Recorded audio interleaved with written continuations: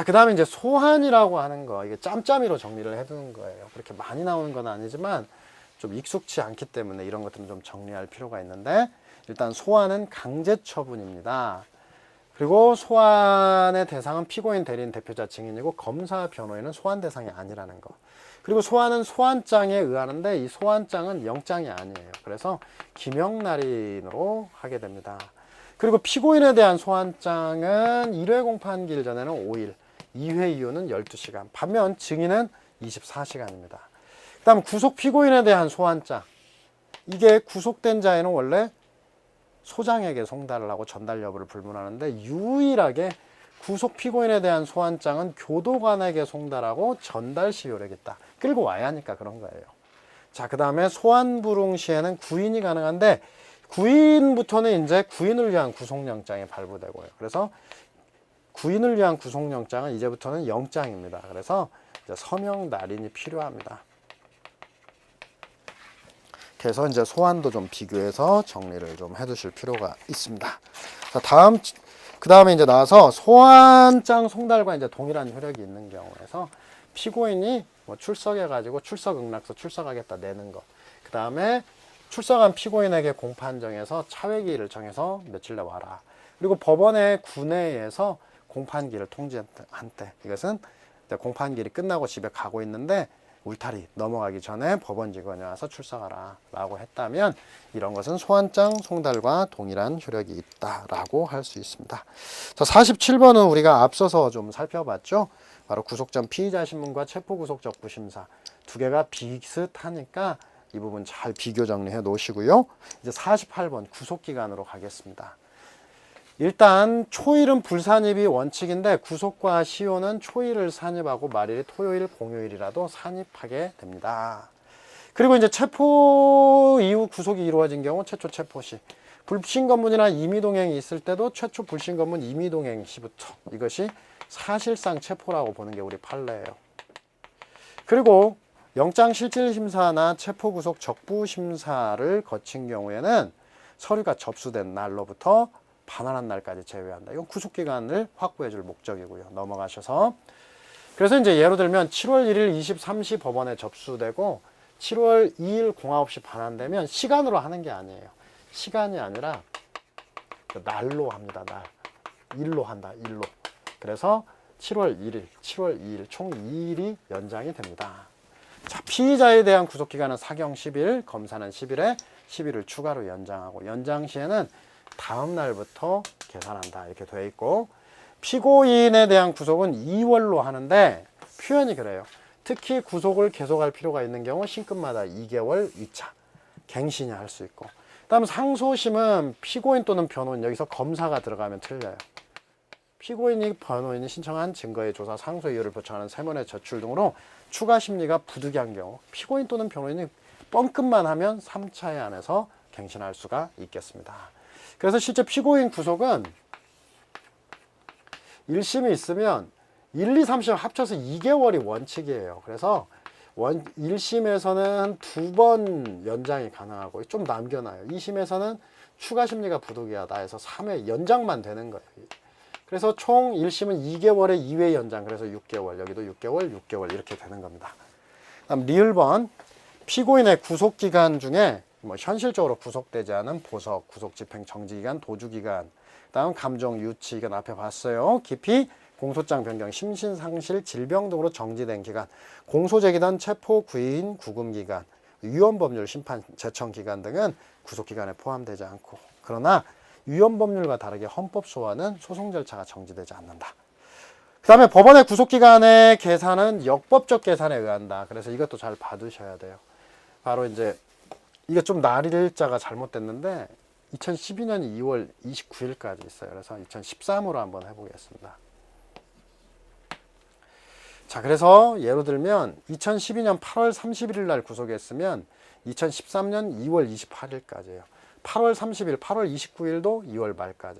원래 2월 21일이었으면 하루 전 8월 19일까지가 6개월이에요. 그러면 이를 토대로 초일이 불산입되는 고소기간은 8월 20일까지 되겠죠. 자, 49번 상소 제기 후 소송 기록이 원심법원에 있는 동안의 구속의 권한인데, 그림으로 이제 보자면은 1심이 선고되고 7일 이내에 이제 항소 기간이 있죠. 이제 항소 기간이 있고 이 기간 중에 항소를 제기했다. 그러면 14일 이내에 이제 상소심으로 소송 기록이 송부됩니다. 소송 기록이 송부가 되면 이때부터 이제 그 접수 통지를 하고 소송 기록 접수 통지를 하고 그 다음에 20일이 이유서 제출 기간인데 그 다음에 뭐 항소심의 항소기각 결정 그 다음에 답변서 제출 기간인데 이 시기를 말하는 거예요. 상소를 제기하고 소송 기록이 상소심으로 송부되기 전. 통상적으로 소송 기록이 상소심으로 송부될 때 피고인의 신병도 이전하거든요. 그러면 피고인의 신병이 이전됐을 때 이때를 어떻게 보느냐. 우리 판례가 생각하는 것은 일단은 형사소송법 105조나 규칙 57조 1항이 소송기록이 상소 제기 후 소송기록이 원심법원에 있는 동안 이 원심법원이 구속기간을 갱신하고 이제 보석을 하고 뭐 이렇게 구속을 취소하고 이런 것들이 이제 쭉 돼 있는데 일단은 기본적으로 상소를 여기 보니까 상소 제기 후 소송 기록이 원심법원에 있는 동안 넘어가기 이전에 원심법원이 구속기간의 갱신, 보석, 구속, 집행정지 권한 등을 행사하는데 판례는 상소가 제기되면 곧바로 2심이 일어난다. 어떤 책에는 소송 기록 송부설이 있는데 이거 잘못된 겁니다. 우리 판례는 상소 제기 시설이에요. 상소 제기 시부터 즉시 수소법원이 상소심이다. 그러니까 항소로 얘기를 하자면 이때부터 항소심이 시작돼요. 항상 구속의 권한은 수소법원이 가지는데 수소법원이 항소심이 이미 구속의 권한을 가지는데 어떻게? 서류도 원심법원에 있고 모든 피고인 신병도 원심법원에 있기 때문에 원심법원이 대행한다라고 해요. 상소심 권한을.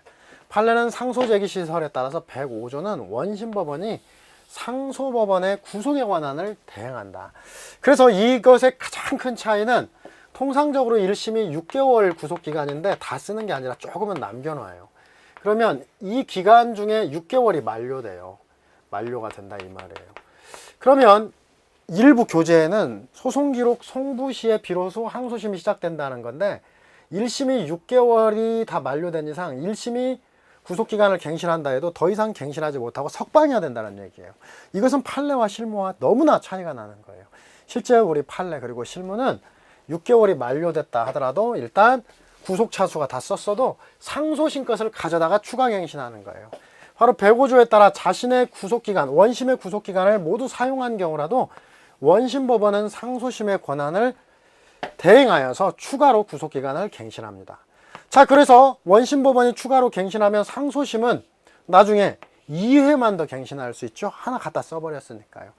그리고 원심법원은 이제 규칙 57조 1항에는 원심법원이 구속도 하고 보석 취소도 할 수 있다라고 되어 있는데 이러한 규칙이 법률에 없는 것을 인정해서 잘못된 거 아니냐 이런 논란이 있는데 우리 판례는 일단은 이것은 입법 공백을 메우기 위한 것으로서 법 위반이 아니고 그래서 원심법원은 규칙 57조 1항에 따라 적법하게 불구속 피고인에 대해서도 바로 구속영장도 발부할 수 있다라고 봐요. 그래서 다시 한번 정리하면 상소를 제기하면 이때부터 항소심이에요. 이때부터 항소심인데 서류도 1심에 있고 피고인도 1심에 있으니까 이 부분 항소심이 어떤 권한을 행사하기가 너무 어렵다. 그래서 원심법원이 대행한다. 원심법원이 대행한다. 그러면 원심이 항소심의 권한을 대행하니까 6개월 다 써도 6개월 쓴 이후에도 6개월 구속 후에도 추가갱신 가능하고 이런 경우에 있어서 추가갱신 시에는 항소심은 상소심은 추후에 원래 3회까지인데 2회만 더 갱신 가능하다. 2회만 더 갱신할 수 있고 그 다음 나아가서 원심법원이 이렇게 돼 있을 때 원심법원이 항소심의 권한을 대행하니까 어떤 구속영장 발부도 가능하다. 이렇게 구속영장 발부가 가능하다고 규정되어 있는 규칙 57조 1항은 적법한 조문이다. 이렇게 얘기가 됩니다. 자, 그 다음에 이제 체포구속 적부심사와 전격기소의 문제로 넘어가겠는데, 체포구속 적부심사와 관련해서 원래 체포구속 적부심은 헌법 12조 6항에 규정이 돼 있고, 피의자만 청구가 가능하다 이렇게 돼 있어요. 그러니까 수사 단계에만 허용이 된다. 그러니까 이제 옛날에는 불법 체포 구속을 한 다음에 피의자가 체포구속 적부심사를 청구하게 되면 어떻게? 공소 제기를 해서 피의자를 피고인으로 만들어 버려요. 그래서 피고인으로 만들면 법원이 기각을 해주고 그랬거든요. 이러한 잘못된 폐해를 막기 위해서 헌법재판소가 개입해서 구속적부심 청구 후 피의자에 대해서 공소 제기가 있는 경우라도 법원은 계속 심리하여 석방 또는 보증금 납입 후 석방 결정, 기각 뭐 이런 걸 다 할 수 있다고 봐요. 그래서 체포구속 적부심 후 전격 기소가 있더라도 법원은 무조건, 나중에 이유 없어서 기각은 할 수 있는데, 그러니까 무조건 기각 결정을 할 수는 없고 계속 심리를 해야 된다라고 얘기를 하는데, 바로 체포구속 적부심사에서 그래서 얘기하는 거, 피의자의 지위는 존속 요건이 아니라 개시 요건에 불과하다는 게 판례인데, 이 표현을 잘 기억해 주세요. 개시 요건, 즉 피의자일 때 청구하면 충분하다. 충분하고, 존속 요건이라고 하는 것은 적부심 종료시까지 어떤 피의자의 지위 유지하는 건 아니다. 즉, 이 사이에 전격 기소에도 계속 심리해야 된다. 이런 얘기가 나오는 거예요. 전격 기소라고 하는 것은 통상 검사가 공소제기 기간이 정해져있지는 않지만 수사상 구속기간 30일을 다 쓰고 공소제기를 하는데, 그렇게 하지 않고 곧바로 그냥 체포구속 적부심사 하면 3, 4일 만에 곧바로 공소제기를 하는 거, 이게 전격 기소고, 이렇게 하더라도 계속 심리해야 된다는 헌재 결정례를 반영한 표현입니다.